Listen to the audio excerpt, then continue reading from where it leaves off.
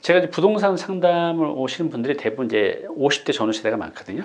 그러면 부모님이 아프거나 그럼 아팠을 때 누가 좀 더 케어를 하고 신경을 쓰느냐 때문에 다툼이 많이 생기고요. 또 돌아가시고 나서의 상속의 문제로 부모가 돌아가시고 나서 이 형제 자매 남매 간에 사이가 좋은 경우는 거의 못 봤어요. 다 다툼이 생기더라고요.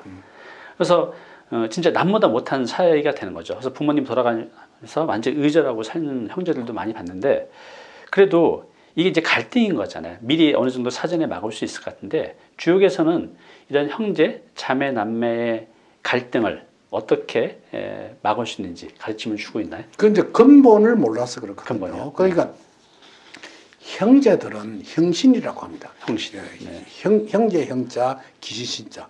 그게 무슨 말이냐 하면 요런 거예요. 어린애들 이제 형제간들 한 세 사람 모아놓고 빵을 이만한 덩어리를 하나 주면서 네. 얘 너희들 서희 갈라 먹어라 하면 서로 많이 먹으려고 싸우고. 그렇죠. 네, 형제들이 이제 그렇지 싸우죠. 않습니까? 네. 그런데 동생이 어디 얻어맞고 왔어. 네. 그럼 형이 가서 동생의 얻어맞은 때린 애를 갖다가 그렇죠. 혼내주는 맞아요. 일을 그래요. 한다고. 네. 요게 형제의 문제예요. 오, 그러니까 그러네요. 예를 들어서 형제간은 돈에 관해서는 양보를 안 해요. 돈에 관해서. 특히 부모가 주는 돈, 이거는 이제 이 법이라는 게 희한, 옛날에는 큰 형한테 몽땅 다 줬는데 그렇죠. 네. 그냥 고루 주게 돼 있는데 부모 재산이 어디 골고루 나누어집니까? 솔직히 집 한 채, 현금 그렇죠. 있고 이러면 몽땅 팔아서 3등분 해서 갈 수도 없고. 그렇죠. 이런 내가 연구원 중에 이런 친구를 하나 봤거든요. 어떠냐, 부모가 땅을 하나 물려준다고. 네. 그런데 형제간이 3명이 있어. 네. 이게 공동명의로 넘어왔을 거 아닙니까? 네. 그런데 두 형제는 잘 살고 하나는 못 살았어. 네. 야, 그거 내 3분지를 내달라. 그럼 3분지를 난 안 팔아. 이런 부동산은 잘 알고 네, 그런 다툼이 많이 생깁니다. 그럼 많이 생기죠. 네. 그러면 요 부동산 하는 연구원 한 사람 뭘 하느냐 하면 그런 부동산을 사. 다툼이면 네. 그럼 예를 들어서 6억짜리 부동산인데 2억씩 되잖아요. 네. 그럼 이 친구가 살 때 1억 주고 사는 거예요. 1억도 못 받아먹을 판이라. 내비를 놔두면 내 죽고 난 뒤에 어떻게 이런 생각이 드니까 요 3분의 1 지분을 1억 받고 사. 사면 이 친구가 법원에다가 쉽게 이야기하면 이의를 신청해서 네. 고소를 하는 거예요. 내 땅을 찾게 해 주십시오. 나는 요 3분의 1 지분을 샀습니다. 그럼 판사가 어떻게 판결을 내린 줄 압니까? 요 땅을 경매에 붙여가지고 3분의 1 지분을 가져가라. 이게 판결이 이리 나와요. 그럼 땅 저거 3분의 1 경매에 붙여놓으면 그게 호가가 아니라 엉망으로 될 거 아닙니까? 그렇죠. 네. 그럼 이 두 형제가 돈을 가지고 와서 이 땅을 사가. 그러겠네요. 요런 걸 한다. 그래 놓고 난 뒤에는 요 삼형제가 보지도 않아요. 그렇겠죠. 저것 때문에 내 돈 손해받고 지가 그 당시에 분배를 잘 못한 건 생각도 안 하고. 그래서 재산을 가지고 있는 부모는 네. 자식한테 줄 때 극히 조심해요. 그러겠네요. 진짜. 교육을 시켜야 돼요. 너희들은 내한테 상속을 하나도 받을 수 없다. 그리고 내가 살아있을 동안에는 그 한마디로 이야기해서 재산이라는 것은 내 살아있을 동안에는 내가 아주 잘 유용하게 쓰다가 네. 이제 마지막 남았을 때는 분배를 해야 할 것인가 기부를 해야 할 것인가를 분명히 해 주셔야 됩니다. 네. 애들한테 맡겨놓으면 형제간도 아니고 원수가 돼서 살게 돼요. 그래서 한마디로 형제들끼리는요 재산을 가지고 제일 많이 다툽니다. 부모 역할이 중요하네요. 여기서. 중요하지. 그러고 이제 만일 삼형제가 있다고 하면 제일 큰 놈은 넉넉해. 네. 둘째 놈은 까다로워. 이게 통계적입니다. 내가 사람을 봐온 중에. 셋째 건 이래도 좋고 저래도 좋아. 네. 요런 타입이거든요. 그럼 제일 시비를 많이 거는 놈이 둘째 놈이에요. 그러겠네요. 네. 형한테 달라들고 뒤에는 뒤에는 그로 살인도 일어나고 그래요. 그러니까 부모가 내가 재산이 있다고 하면 네. 그 재산을 어떻게 해야 할 것인가. 다음에 또 내가 기업을 갖고 있다고 하면 네. 자식한테 기업을 줘야 되는데 아셔야 할 것이 하나 있습니다. 그 기업은 부모 것이지 자식 되어서 절대 흥할 수가 없습니다. 왜냐하면 이 세상은 굉장히 빠른 속도로 변하는데 부모는 그 속도에 그 세상의 흐름에 따라 성공을 했거든요. 네. 그런데 자식들은 부모가 하는 대로 하면 잘 살 것이라 생각하는 거예요. 그거 안 그렇다고 해요. 네. 세상이 변한단 말이에요. 그건 지금 현재 한 2, 3년 전만 해도 그렇게 부동산이 뜨거웠다가 일이 식어버리는 거 보라고요.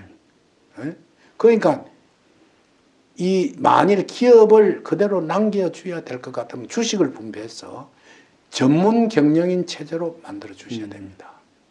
내 자식들은 그 속에서 이득만 가져오지 주주로서의 활동을 하지 네. 대표이사를 삼지 못한다는 그 정관 조항에 넣어가지고 그렇군요. 그렇게 해야 됩니다. 그러니까 한마디로 내 새끼는 눈에 넣어도 안 아프다고 생각하면 그건 잘못하면 참 잘못. 그리고 만일 내 기업을 자식한테 물려줘야 되겠다면 첫째 그 애가 양만가 훌륭한 명만가 명마도 이러한 얘기를 매일 훈련을 시켜야 된다는 거예요.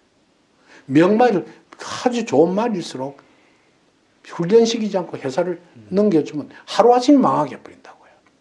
왜냐하면 수레를 끊는 말이 천천히 가면 속도가 안 나고 네. 빨리 가면 수레를 엎어버려요. 네. 그러니까 역경에도 보면 양맞추기라 그런 이야기가 있거든요. 그러니까 엎어버리지 않고 자기의 인내력을 가지고 회사를 경영할 수 있도록 가르쳐야 한다는 거예요. 네. 그렇습니다. 그래요. 그래서 이제 결국은 이런 형제간의 다툼이나 싸움도 이제 인재인데 저도 이렇게 보면 이렇게 오실 때 부모님이 좀 연세가 많으시면 제가 말씀을 드려요.